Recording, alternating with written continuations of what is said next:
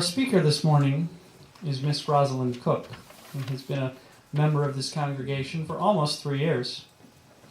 3 important things you didn't know about the speaker. She has ridden on an elephant and fed one a banana. She likes milk chocolate better than dark chocolate. She is a terrible singer and always lip syncs the hymns. Please join me in welcoming her as she shares with us her sermon entitled My Time in Prison.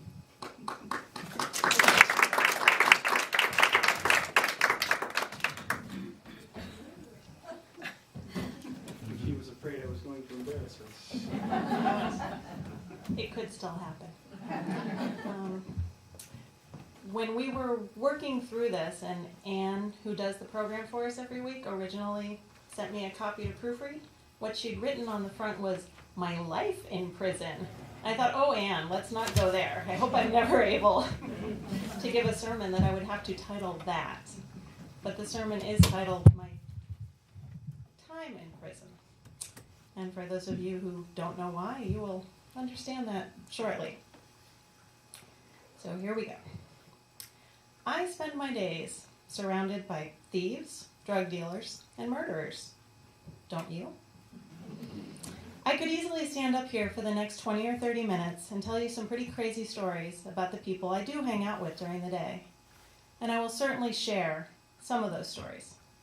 But my hope is to actually be able to give a slightly broader talk than that and touch on some of our UU principles and to look at the choices we make, all of us, how we look at other people, how we judge other people, who we give our compassion to, who we don't. And my goal is to try to weave together all these thoughts and ideas in a somewhat coherent manner and maybe entertain you as well. So let's see what happens. So for those of you who don't already know, I work as a teacher for the Department of Corrections. But I do like to clarify I don't work for the Department of Corrections. I work at the Department of Corrections. And I'm not sure why I think that's so important, but obviously it is because I felt the need to say it. But I work for Maricopa Community Colleges in a specially funded program that brings work-based education and GED classes to underserved communities. And in my case, it's working with incarcerated men and women. My background is in plant science, and so I actually teach vocational horticulture classes at both the men's and women's prisons in town. Currently, they've changed my assignment, and I am working full-time at 2 different units at the Lewis Prison, which is the men's prison out in Buckeye. So I'd have to say, the difference between me and most of my students / inmates, I kind of have to think hard sometimes about what to call them. So, at the moment I've decided they're students / inmates. The difference between me and most of them is that I get to leave at the end of the day, and they don't. Some days, it is the only true difference. This wasn't the attitude that I had when I first started working there. Back when I had no connection to the prison system, it was very easy to think that I wasn't anything like my students. It was very easy to create sort of an us and them mentality, thinking I'm like this, and they're like that. Because honestly, I'd never known anyone close to me who had gone to prison or even gotten arrested. Prisoners weren't very real to me. Sometimes they were people who you'd see their pictures on TV, really bad guys who'd done really bad things. Those were prisoners. They were certainly different than the rest of us. What I discovered very quickly is that people in prison have families, communities, passions, problems. They are someone's son or someone's daughter. They are someone's best friend, maybe a brother, a sister, a mother, a father. They are connected to us. Sometimes they are us. But before you get the wrong idea that I went to work there out of some sort of Jesus-like desire to do good, I didn't. I needed a job. Before that, I was working at the Desert Botanical Garden, doing outdoor education with elementary school kids who came out for morning field trips. It was fun. It was a great job to be able to walk around with a group of kids and point out different things in the environment, the plants, the animals, the lizards, the bunnies, and try to explain about the magical interconnectedness of all those things. And as long as not too many kids got poked with cactuses, I considered every tour a success. And I felt like I was opening doors to a lot of little people, to a whole new world. Some of them who had nothing but dirt in their front yards, and some of them who had really never gotten to take a close-up look at animals, plants, and things like that. They just hadn't seen them before. No one had spent the time showing them these things. So it was a really neat job. But the problem with the job was that it was about to end because it matched the school year, which meant my salary was about to end. So when I first applied for this job to teach horticulture, in the inmate program, I just naively assumed that I would be in a classroom and the students would be coming to me. Obviously, I didn't think too hard about it, or I would have realized there was a certain logic missing there. But I just filled out the application and emailed it off. And then I moved on to the next application. And it wasn't until several weeks later that I actually got a call to come in and interview for the job that I began to think a little harder about it. I did well enough on the first interview that they invited me back for a second one at the prison. That's when it really sunk in that there was no special bus for the inmates. I was going to go to where the students were, inside the prison. And that's when I started to worry. Truly, I was kind of afraid. I felt like a big chicken. I thought maybe there's a certain kind of person who has a calling and is meant to go teach in a prison. But I don't think that's me. I just wasn't tough. I had no self-defense skills. I couldn't run very fast, not run anybody. I didn't grow up in a particularly bad neighborhood. I grew up in the suburbs. I just didn't feel like I was an intimidating person or a very confrontational person. I didn't really think I was cut out for this kind of work. But the bottom line is, I needed a job, and I needed a job pretty badly. So I just kept stewing and stewing over this decision. And I talked to everyone I knew, waiting for them really to agree with me and say, you really shouldn't do this, Roz. And a few did. But then Barbara Kovach confessed to me. I'm sorry, I'm going to have a hard time with this.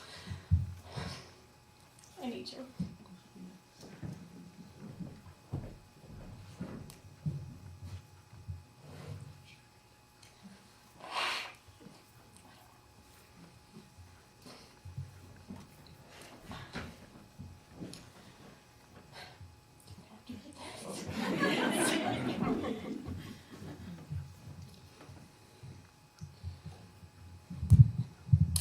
But then Barbara Kovach confessed to me that her granddaughter, Samantha, was at the women's prison in Goodyear.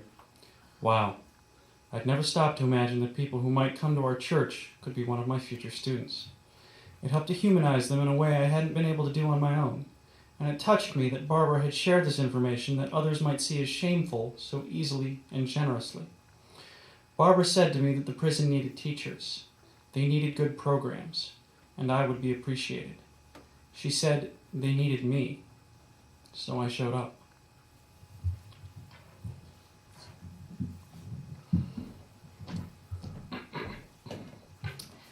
For my first day at the women's prison, I had this uplifting little talk prepared. It went something like this. Blah, blah, blah. Education will change your life for the better.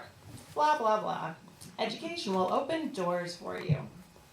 And I was about 2 minutes along in my little performance when I got interrupted by this rail-thin, skinny, big-mouthed, 20-year-old kid who basically said, "We don't want to be here, so just save the speech." And those words hit me like a slap in the face. I thought about walking out. I really did. Walking out, and going right to the nearest bar and having a drink, maybe two, and then calling my boss on the phone and say, guess what? I quit. I just thought to myself, I'm just not tough enough for this. And no one had warned me that I would be walking into a classroom full of inmates who did not want to be there. Excuse me. They were actually being forced to go to school by the Department of Corrections because they thought if they were in my classroom, then they wouldn't be causing trouble somewhere else. So they basically put a bunch of troublemakers in there. It's like, guess what you're going to do? You're going to go to school. So like I say, I was a little surprised to find out this group of women was a little mean. Wasn't expecting that. And I just really wasn't prepared in that particular moment to kind of say to them, sit down, shut up, and just do your work. It took me a while to get to that point. And months later, Brittany, that was this skinny little big mouth, would actually get herself kicked out of class because I found my backbone. And, I got really tired of her attitude. And after a while, she was out of there. Much to my chagrin, she actually came back to the classroom the next day, begging me to let her back in, and then she started crying. Like, oh my God, what choice did I have? What do you say to make someone stop crying? You just say yes, right? What I really wanted to say was, no way, forget it. I don't like you. My life is easier when you're not here. But I said, you can have one more chance, a very slim chance. You are going to be on your best behavior every moment, and that's it, or you're out of here. And I kicked myself for letting her back in. I kicked myself for doing that. But she surprised me in the end. She really did. She ended up becoming one of my very best students. Because this was the point in her life where she decided that her attitude needed to change, and her defenses needed to drop, and it was actually okay to do well in school, and actually, maybe it was a little cool to actually be going to school and working on your college degree. So she actually buckled down and she stopped being the class smartass. And she sat apart from her friends and actually did her work. And so she and I kind of moved into what I would call détente mode. We would sort of say a guarded hello and goodbye to each other at the end of class. We would acknowledge each other that way. And then one day she got brave enough to come approach me with a question. And of course, I gave her a helpful answer, and that kind of smoothed things out a little bit too. And I remember she actually blushed the first time when I told her that she had done very well in one of her exams. I think that was probably the first time in her life she'd ever heard something like that. And it was a real eye-opener for me, and I like telling the story about how she went from being, like I say, the biggest pain in my ass to one of my best students. And it was because she was brave enough to ask for a second chance, and I was brave enough to give her one. And when really what I wanted to do was get her out of my hair, because she challenged me and she stressed me out with these continued confrontations that really wasn't what I wanted to be doing in my classroom. And I know that we both touched each other in some important way because she came back and because I gave her that second chance. They say that prison forces you to confront things about yourself because you have nothing to hide behind. I thought this was only true for the inmates.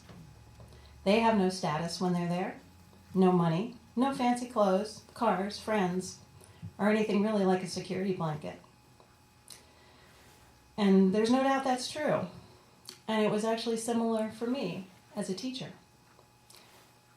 I had no fancy equipment, no projectors, no PowerPoints, no computers for the students. They were working with books, pens, and pencils, kind of old-fashioned. And I had no principal to call. I had no substitute teacher to take my place. It was just me, as naked as the students in some ways, in a small room with no windows, made of cinder blocks. None of us had anywhere to hide or anything to hide behind. The truth was really right in front of us and all around us. We were in prison, and we had to work with what we had. And what I had to be was honest and resourceful in a way that was very new to me. And my first thought was always, oh my God, I can't do this. And so was my second and third thought. But when I was done whining about it, we always found a way to make it work. But it was a true struggle to teach what was meant to be a hands-on class to a group of inmates who oftentimes were so high custody that they couldn't use any tools. No shovels, no rakes, no pruners. It took a lot of imagination and a lot of patience on all of our parts. The inherent worth and dignity, I think those words are right up there, of every person, that is one of the basic tenets of Unitarian Universalism. And it is one that I am challenged to practice every day. For me, it means that I treat my prison students the same way I treat my other students. I hold them to high expectations, and I demand honesty and hard work. I accept few excuses. Although the dog ate my homework is a real possibility in prison. There are routine searches of all the cells and personal property with drug-sniffing dogs. What they are looking for certainly isn't papers that came from my classroom that might have Latin plant names or fertilizer analysis information on it. They are looking for drugs or weapons, which truly are all over the place, most of the time. But a student's work is sometimes the casualty of the mess made in that search process. And my prison classroom will certainly never run as smoothly as my Phoenix College classroom. Security is definitely the priority over education. Security is the priority over rehabilitation, I think. That's how I see it from the little time I've spent there. There are very few programs offered that could help teach inmates new skills, behaviors, or perspectives. They're really just there doing time, and they have few meaningful ways to fill it. The average male prisoner on a high custody yard watches a lot of TV and exercises for hours each day. They are often in really good shape and know all of the celebrity and reality show gossip, while I do not. So I learn a lot from my students in that sense. They learn a lot of bad behavior from each other. They figure out how to carry on plenty of illegal activities while in prison and often become better criminals while they're serving time. There is also a lot of gang activity here. I see an abundance of tattoos, which is a whole new art form in prison because their tattoos have meanings about gang affiliation and tribal culture.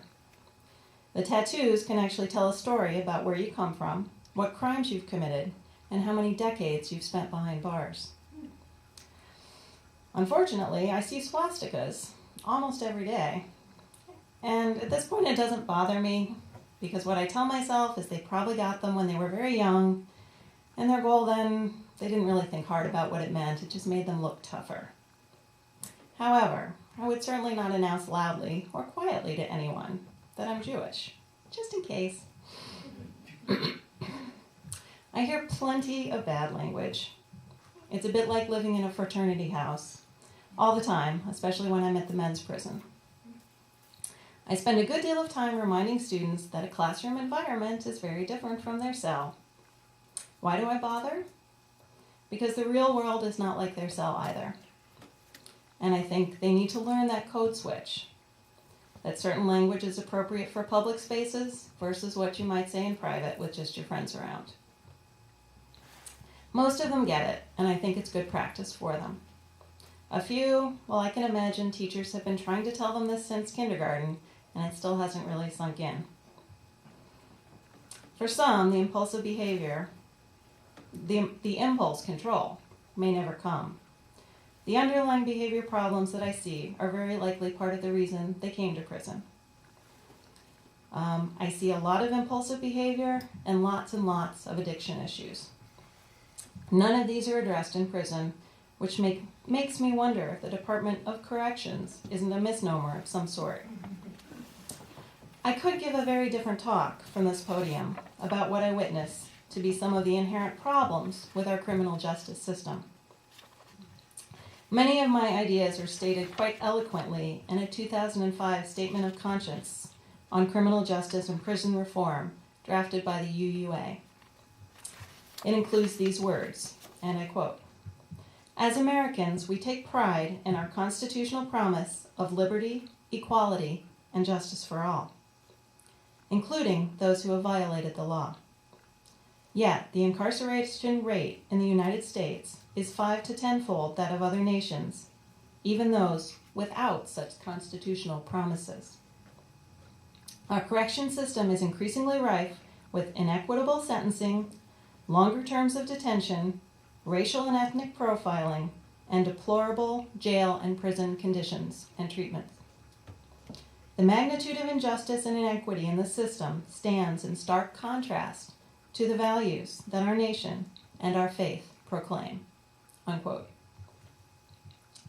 There are actually UU congregations that have prison outreach programs that include collecting books to donate and finding pen pals, the same way we do for our detainees. There is also a group called the Church of the Larger Fellowship, CLF, and it is a UU congregation without walls that supports and connects with prisoners as well as many others who have no physical church nearby.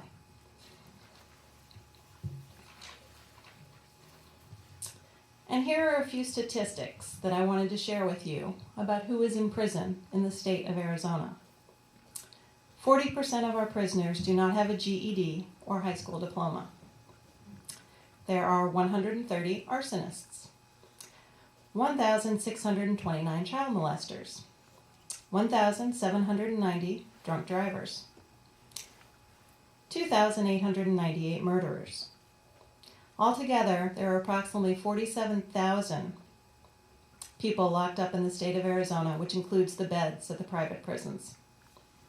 Less than 10% of those are women. 122 are on death row. Percentage-wise, 40% are Hispanic, approximately 40% are white, 13% black, and 5% Native American. Prisons are a real moneymaker and job creator in our state. This, I think, is also part of the problem. But back to day-to-day life in one Arizona prison. Drugs are a huge reason that people are in prison. My unofficial estimate at the women's prison when I worked there was that the majority of women were locked up on drug charges. Either they had been dealing, transporting, and/or using, and often because they had gotten hooked up with the wrong guy, who was also either a dealer, transporter, or user himself. To my naive surprise, drugs are still very easy to come by in prison, especially at the men's prison. I see guys strung out. I watch them looking around for a fix. Someone ODs at least once a month. I hear stories about the guys who bring in the drugs, and the officers who do also. My students actually tell me all sorts of things they probably shouldn't, about who's using heroin, marijuana, spice, how it gets here, and which officers look the other way. I've been asked on more than one occasion if I would like to smuggle things in. I've been encouraged more than once with the prospect of very easy money. I could double my salary in a matter of weeks. I bring the drugs in, and money orders to pay for them magically show up in a P.O. box for me. Supply is short, demand is high. I could make 10 or 20 times the street value of these drugs selling them in prison. I could get hundreds of dollars for bringing in a working cell phone. What stops me? Well, let me confess first, on the record, that the only contraband that I've smuggled into the prison is chocolate on Halloween and candy canes at Christmas. I have helped a few lizards escape once or twice by smuggling them out in my lunchbox. But it's not that the money isn't tempting. It's my lack of imagination that really stops me. Because what makes me smart enough not to get caught? I've seen prison. I want to go home at the end of the day. I want to sleep in a comfortable bed, not a mat on a steel bunk. I want to kiss my husband and hug my stepson. I want to pet my dogs and feel all of those intimate connections. I want to choose my own meals and set my own hours. I want to undress in privacy and use the toilet with the door closed. I want every freedom that I now have. I appreciate them more. I really do. And I don't want to use a toothbrush with a 1-inch handle. And I asked about that once. It's like, why did they give you toothbrushes that are only this big? It's because they gave you a longer toothbrush, somebody would sharpen the end of it into something pointy, jab it into somebody else. That wouldn't be good. Yeah, so I want to be treated like a capable, conscious human. And that is what I don't see happen in prison. People become numbers, last names, untouchables, followers of orders and not deemed capable of making decisions or good choices for themselves. It is hard to make good choices in prison. People don't get a lot of practice. They don't get much real-world experience or opportunity with people who are on the outside. Inmates are pretty cut off from even their families at times if they have ones that care enough to write call or visit when possible. The community college program brings the idea of teaching a useful job skill that would help someone get a leg up when they are released. And it sends in teachers to teach, and also I realize our job is to act as role models. This is what good adult behavior looks like. So I show up. And I strive to show respect for my students, and I think that's how I earn it from them. I treat them like people, just like I do my other students at Phoenix College, where I teach in the evenings. I assume that they are people with brains, who can make good choices, who are smart and capable. My prison students are desperate to be treated like regular people. They tell me at times that they worry about how hard it will be to integrate back into civil society after being locked up for so long. They're really not sure how to interact with regular people, how to talk. They aren't used to being treated like equals. They are used to being treated like children, bad kids really. And there is a real institutional effect from being in prison too long. I tell them when they cross a line, in their language, their behavior, etc. I hold them accountable, and I reward good behavior. Silly stuff makes them very happy. Stickers with smiley faces. A high five. I tell them that I'm proud of their hard work or their good grade. I tell them that they can go out and work as a landscaper or go back to school to learn something else that appeals to them. I tell them that they can succeed, that they have succeeded at something and that they can do it again. Even though most of what they've heard in their early school lives was that they were dumb, bad, or wouldn't amount to anything. I give them a space to make change, to re-envision themselves, to dream differently, even if it is just a small dream. I give them back a small sliver of self-respect, and I hope self-worth, and it costs me nothing. And it renews my faith in people, which can be sorely tested in that same classroom. Don't get the wrong idea that these bad guys are always angels.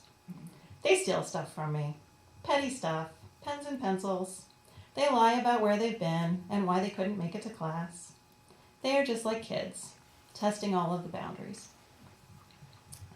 But they help me grow. They test my beliefs in people and in myself. What kind of person am I? I like to think that I'm generally open-minded, liberal, usually non-judgmental. But I get to see when push comes to shove that I am not all of these things, certainly not all of the time. I can be narrow-minded. For example, I'm willing to have murderers in my class, but I draw the line at child molesters. I don't know why. I might treat some of my students differently than others. I bend over backwards, I notice, a little more for some than others. The guys with the tattoos all over their faces and scalps, they still creep me out a little bit.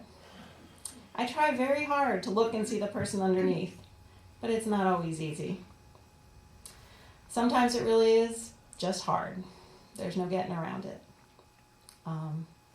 Sometimes I look at them and I think to myself, I'm not sure you're going to make it in the real world. I'm really not. But I would never say that out loud. Never to them. I try very hard to think of my inmates as students and refer to them that way.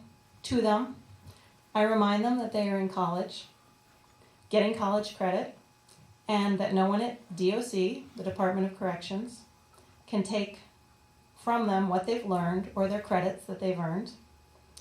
That my classroom is a place for them to feel normal and try to leave behind the stresses and petty annoyances of their daily lives. I do have access to all sorts of inmate records that could tell me what they did to land themselves in prison.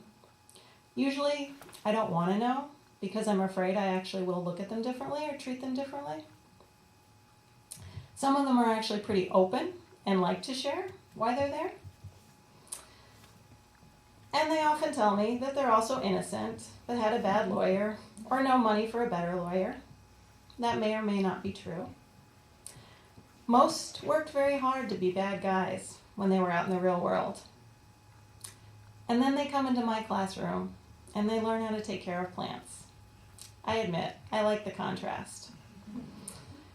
I think that the practice of caring for something helps to humanize all of us. No matter how much damage we might have caused, we can learn to care for things to bring beauty in life where it wasn't before.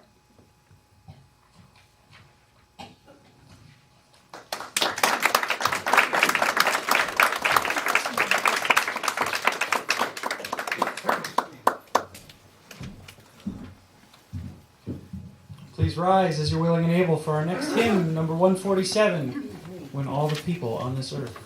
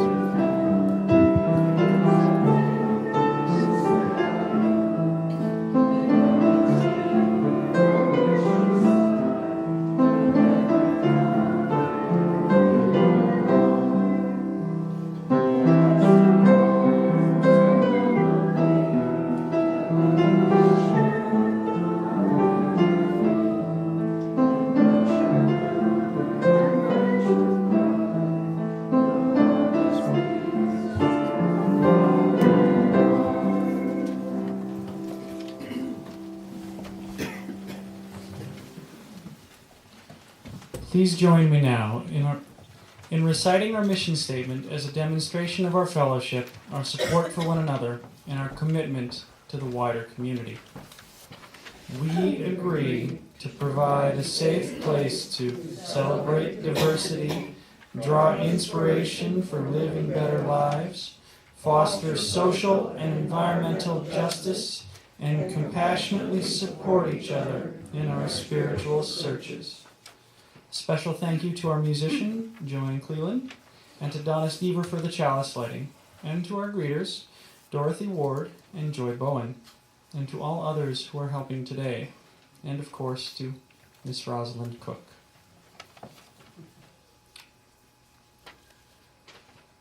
The extinguishing of our chalice and closing words will be followed by a meditative postlude, but please make sure that you see the lyrics on the back of the order of service for the postlude. We extinguish this flame, but not the light of truth, the warmth of community, or the fire of commitment. These we carry in our hearts until we are together again.